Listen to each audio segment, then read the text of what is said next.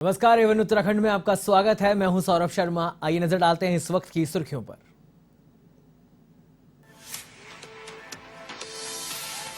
देहरादून में सीएम धामी की अध्यक्षता में मंत्रिमंडल की बैठक। सत्र के दौरान अनुपूरक बजट के प्रस्ताव पर होगी चर्चा। नकल निषेध विधेयक समेत कई अन्य प्रस्तावों पर भी होगा मंथन।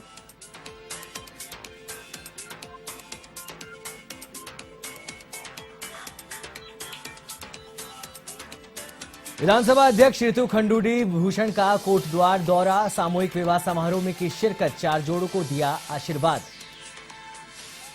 साथ ही उज्जवल भविष्य की कामना।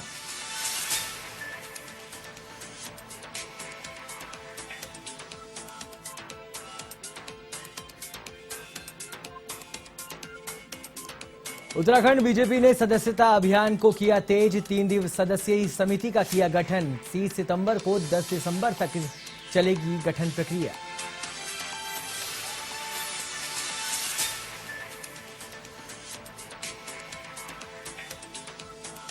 डीजीपी अशोक कुमार का हल्द्वानी दौरा। कहा 2023 में फिर से सिपाहियों की होगी भर्ती। अपराधों को रोकने के लिए बॉर्डर पर सख्ती बरतने के दिए निर्देश। धर्मांतरण को लेकर भी रखी बात।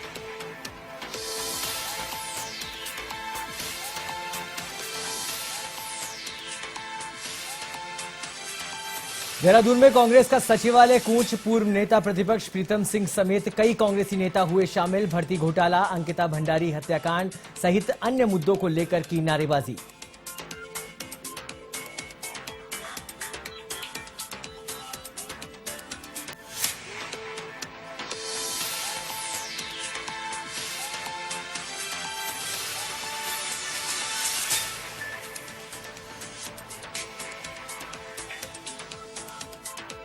और अब खबरें विस्तार से। मंत्रिमंडल की बैठक देहरादून में मुख्यमंत्री पुष्कर सिंह धामी की अध्यक्षता में होगी। बैठक में आगामी विधानसभा सत्र के दौरान पेश होने वाले अनुपूरक बजट का प्रस्ताव लाया जा सकता है।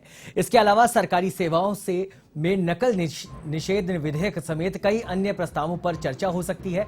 वहीं बैठक में शहरी विकास विभाग की ओर से स्मार्ट सिटी योजना के तहत देहरादून में ग्रीन बिल्डिंग के निर्माण का प्रस्ताव चर्चा के लिए लाया जा सकता है और नई राजस्व संहिता का प्रस्ताव भी कैबिनेट में विचाराधीन है।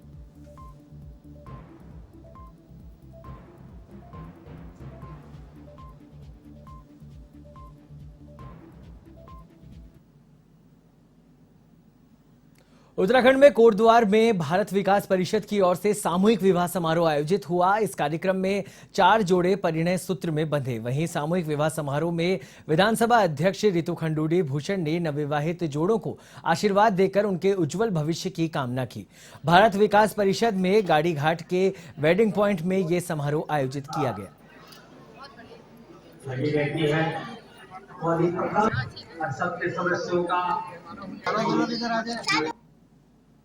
मुझे बहुत खुशी है कि इस तरह का कार्यक्रम कोटद्वार में हो रहा है। मैं धन्यवाद परिषद को करना चाहूँगी कि उन्होंने इतनी अच्छी सोच के साथ यहाँ पर ये कार्य किया है।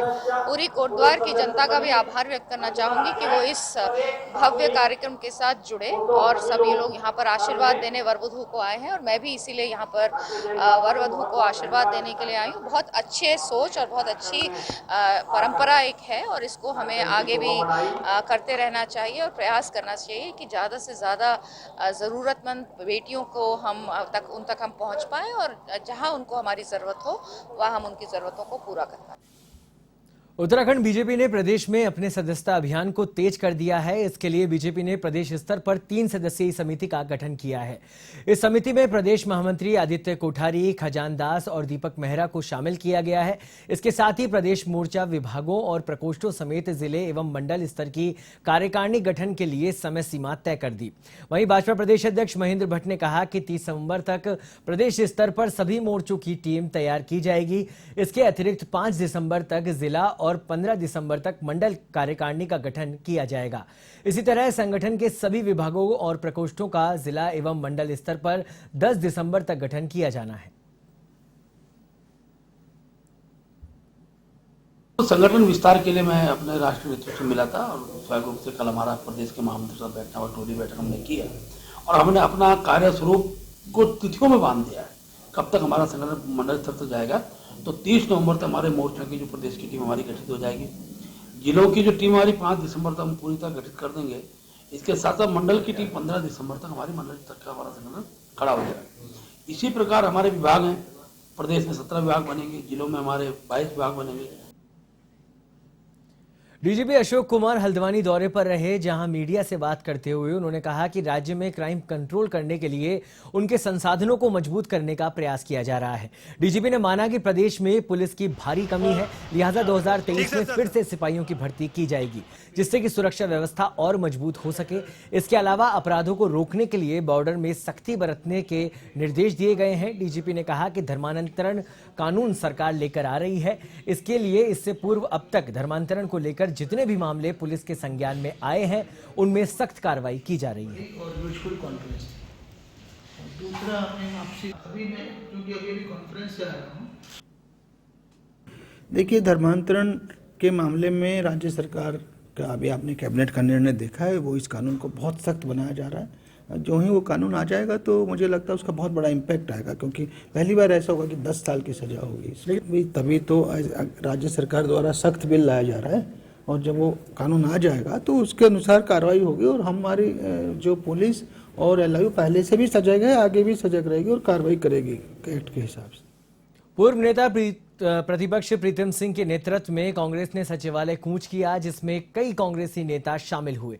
आपको बता दें कि प्रदेश के UKSSC भर्ती घोटाला, विधानसभा बैकडोर भर्ती घोटाला और अंकिता भंडारी हत्याकांड की CBI जांच कराए जाने और भर्ती बेरोजगारी, बेतहाशा महंगाई के खिलाफ और बिगड़ती कानून व्यवस्था सहित अन्य मुद्दों को लेकर सचिवालय कूच किया गया और सरकार के खिलाफ नारेबाजी की गई।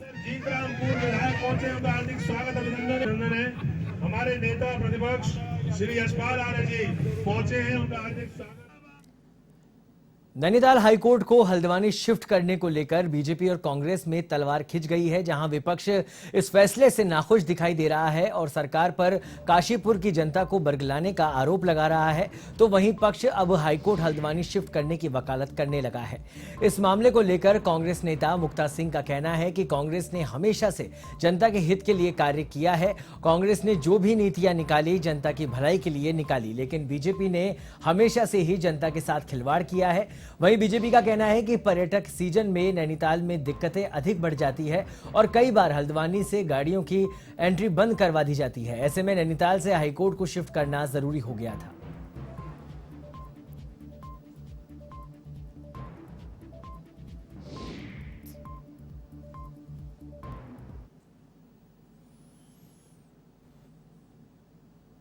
देखिए, हाईकोर्ट नैनीताल में जो स्थित है, तो कहीं ना कहीं वादियों को बहुत परेशानी थी, और जब गर्मियों के समय में या जाड़ों के समय में पर्यटक सीजन होता है, तब वादियों को वहाँ पर जाना बहुत महंगा पड़ता है, रुकना बहुत असंभव हो जाता है। और गर्मियों में तो ऐसा भी हुआ है कि इतनी भीड़ नैनीताल में बढ़ गई कि हल्द्वानी से ऊपर जाने तक के लिए गाड़ियों पर पाबंदी लग गई। तो ऐसी परिस्थितियों में हाईकोर्ट को नैनीताल से स्थानांतरित करना अपरिहार्य था और बहुत आवश्यक भी है जनता की सुविधाओं को देखते हुए। मैं मानती हूँ कि ये बात सही है कि हाई कोर्ट नैनीताल से हटना चाहिए, लेकिन जब ये तय हो गया था कि हाई कोर्ट काशीपुर आना चाहिए और काशीपुर की जनता ने इसी बात को लेकर बीजेपी को जिताया है, बीजेपी को वोट दी है, तो फिर उनकी भावनाओं से खिलवाड़ करके हल्द्वानी शिफ्ट कर देना, हल्द्वानी के लिए बात करना उचित नहीं है। हल्द्वानी के पास ना इतनी बड़ी ज़मीन है। आइए आपको सीधे लिए चलते हैं गुजरात, जहां पर इस समय मुख्यमंत्री योगी आदित्यनाथ दौरे पर हैं और आम जनसभा के बीच मौजूद हैं, जनसभा को संबोधित कर रहे हैं। आज भाइयों बहनों, गुजरात के अंदर निराश्रित महिला पेंशन, विधवा महिला पेंशन हो, वृद्धावस्था पेंशन का लाभ हो, दिव्यांगजनों को मिलने वाली पेंशन की सुविधा का लाभ हो, बिना भेदभाव के योजनाओं का लाभ उपलब्ध कराया जा रहा है। और यही नहीं, एक और भारत के सर्वोच्च संवैधानिक पद पर, देश के राष्ट्रपति के पद पर एक वनवासी और जनजातीय परिवार से जुड़ी हुई श्रीमती द्रौपदी मुर्मू जी को देश का राष्ट्रपति बना करके भारत का गौरव बढ़ाने का काम प्रधानमंत्री मोदी जी के नेतृत्व में हुआ है। तो दूसरी तरफ गुजरात के अंदर भगवान बिरसा मुंडा के नाम पर विश्वविद्यालय की स्थापना का कार्यक्रम भी उसी श्रृंखला का एक नया हिस्सा है। और इसलिए भाइयों बहनों, आज हम सब आपके पास आए हैं। मैं आप सबसे ये अपील करने के लिए आया हूं कि भाइयों बहनों, क्या कांग्रेस कश्मीर से धारा 370 को हटा पाती? मैं आपसे पूछना चाहता हूं, क्या वो हटा पाती? क्या अयोध्या में राम मंदिर का निर्माण कांग्रेस कर पाती? और क्या कांग्रेस सरदार साहब का जो सबसे बड़ी प्रतिमा बनी है गुजरात में, प्रधानमंत्री मोदी जी ने बनाया है, क्या कांग्रेस बना पाती? कांग्रेस ने तो सरदार साहब को भी सम्मान नहीं दिया और बाबा साहब भीमराव अंबेडकर को भी सम्मान नहीं दिया। बाबा साहब भीमराव अंबेडकर से जुड़े हुए पंच तीर्थों का निर्माण भी प्रधानमंत्री मोदी जी के मार्गदर्शन और नेतृत्व में हुआ है। आज जनजातीय बंधुओं को छात्रावास की सुविधा हो, स्कॉलरशिप की सुविधा हो, इन सभी प्रकार की सुविधाओं का लाभ अगर कोई दे रहा है तो भारतीय जनता पार्टी के नेतृत्व की डबल इंजन की सरकार दे रही है।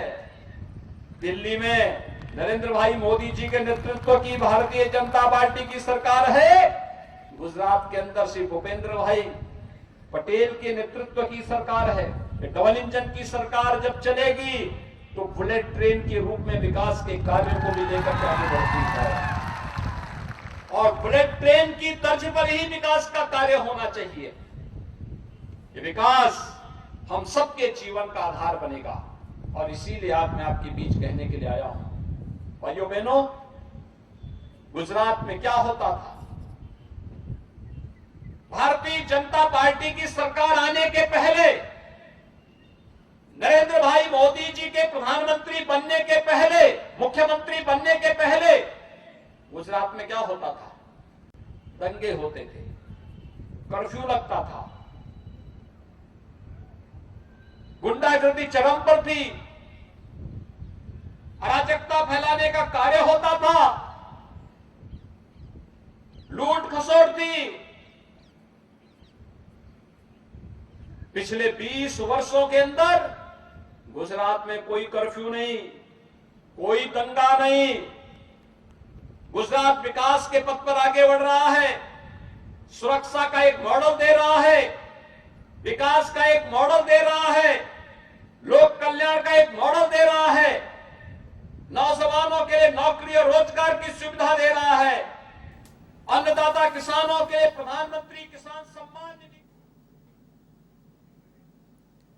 तो आप सीधे लाइव सुन रहे थे मुख्यमंत्री योगी आदित्यनाथ को, जो इस वक्त गुजरात के चुनावी रण में पहुंच चुके हैं और जनसभा को संबोधित करते हुए उनका कहना था कि गुजरात में केवल भारतीय जनता पार्टी एकमात्र विकल्प है जो कि विकास की राह को आसान बना सकता है और गुजरात को देश में एक अलग राज्य, एक विकसित राज्य की ओर दिशा में ले जा सकता है। बढ़ते हैं अगली खबर की ओर। देहरादून हवाई अड्डे के विस्तारीकरण को लेकर टिहरी बांध विस्थापित और जौली ग्रांट के सैकड़ों लोगों ने महापंचायत का आयोजन किया, जिसमें सर्वसम्मति से हवाई अड्डे के विस्तार के लिए भूमि नहीं देने का फैसला हुआ।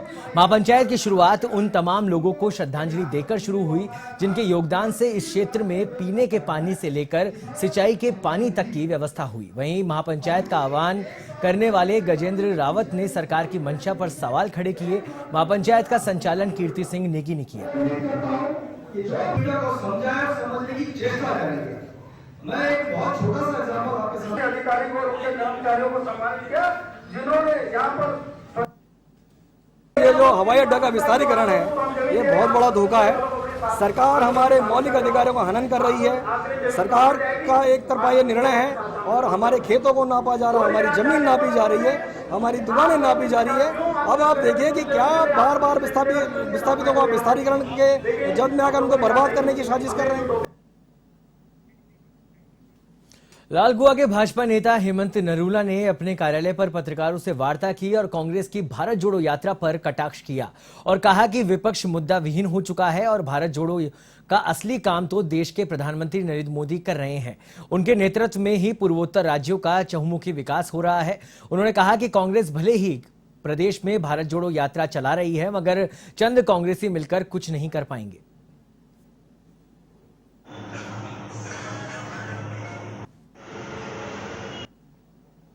देखिए, कांग्रेस का जो ये भारत जोड़ो यात्रा चल रही है, ये सिर्फ भारत जोड़ो यात्रा ही है। सिर्फ ये भारत को जोड़ने का कोई काम हो नहीं रहा। कोई इनके पास मुद्दा, कोई इनके पास कोई अपना मिशन या कोई टारगेट या कोई इनका आगे आने वाला कोई भविष्य निर्माण की कोई प्लानिंग कुछ नहीं है।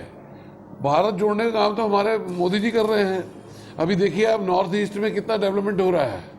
बढ़ते हैं अगली खबर की ओर। दुबई में आयोजित अंतर्राष्ट्रीय मिक्स्ड मार्शल आर्ट चैंपियनशिप में चमोली के 23 साल के दिगंबर सिंह रावत ने लाइट वेट कैटेगरी में चैंपियनशिप खिताब अपने नाम किया। वहीं दिगंबर सिंह रावत ने अंतर्राष्ट्रीय स्तर पर देश और राज्य का नाम ऊंचा किया। वहीं ग्राम प्रधान कासुआ भूपेंद्र कुंवर और अनिरुद्ध खत्री ने कहा कि दिगंबर रावत की इस नई उपलब्धि से पूरे प्रदेश और हमारे क्षेत्र का नाम रोशन किया है, जिससे हम सब गौरवान्वित हैं। दिगंबर भाई को बहुत बहुत बधाइयाँ। दिगंबर भाई ने अपने गांव और हमारे क्षेत्र का नाम पूरे प्रदेश भर में, देश भर में रोशन किया है। हम सभी क्षेत्रवासी आपको बहुत बहुत बधाइयाँ देते हैं और आपको शुभकामनाएं प्रेषित करते हैं। मां नंदा देवी का आशीर्वाद आप पर सदा यूं ही बना रहे और आप उन्नति के मार्ग पर यूं ही सदा अग्रसर। सितारगंज का हल्द्वा में पिछले दिनों हुए झगड़े के दौरान घायल हुए अरुण कश्यप की इलाज के दौरान मौत हो गई। इस दौरान अस्पताल में ग्रामीणों की भीड़ जमा हो गई। वहीं हिंदू संगठनों समेत ग्रामीणों ने अरुण के शव को थाने के सामने रखकर न्याय की गुहार लगाई। साथ ही शव को रखकर धरना प्रदर्शन शुरू कर दिया।